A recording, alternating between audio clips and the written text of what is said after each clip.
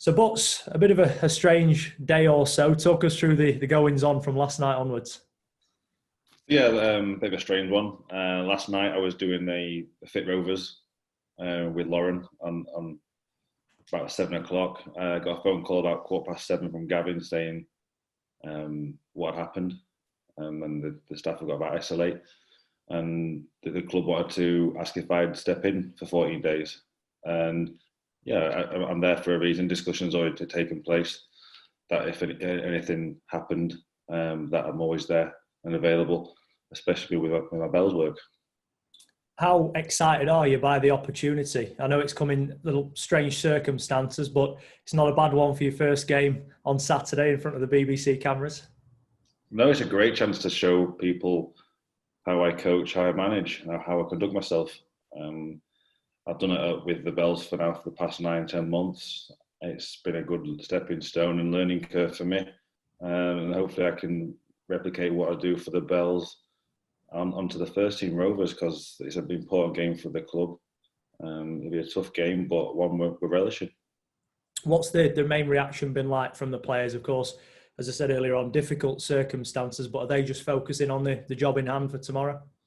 Yeah, I spoke to the players before training and just said what had happened, and then that the club asked me to take temporary control of the games.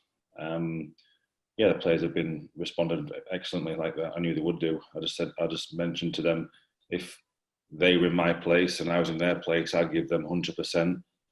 So I'm hoping they'd give everything they've got for me, and also obviously the gaffers, Sylvie and Jez, who we all wish well as well.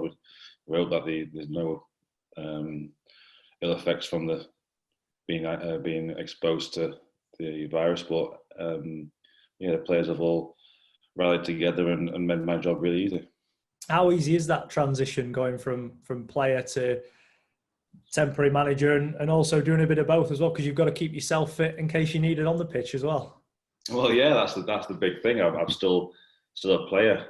Still feel like I've got a lot to give as a player, so it's been a bit difficult. But the club asked me to do a job, and I will do a job for them.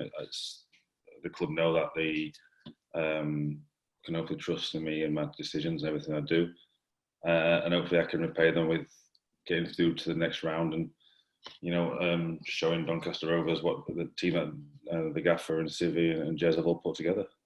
How much will that experience with the Bells help you in terms of pre-match and half-time team talks as well, and also knowing the individuals at Rovers as well, and which teammates might need an arm around the shoulder, or which ones might need a pointing in the right direction?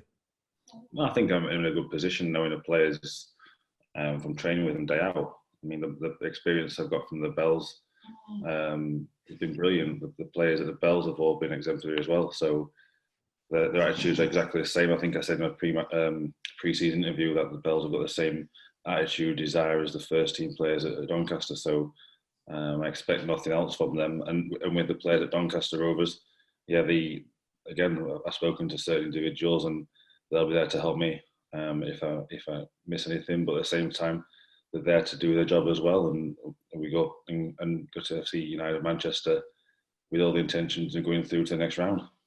What are you expecting from that game then? Have you had to do a bit more research than you planned to initially?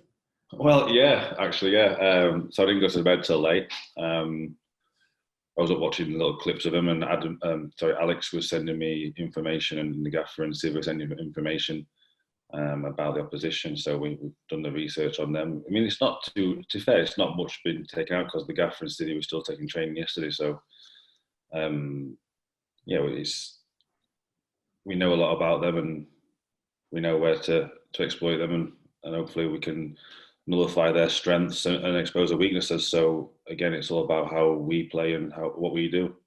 You know all about cup games like this against a non-league side. Will your message mainly be guarding against any cup upsets and starting well to maybe nullify their threat? Yeah, we give full respect to FC United Manchester for the way they go about and approach things, because I think they're a very well-run club and a very well-organised team.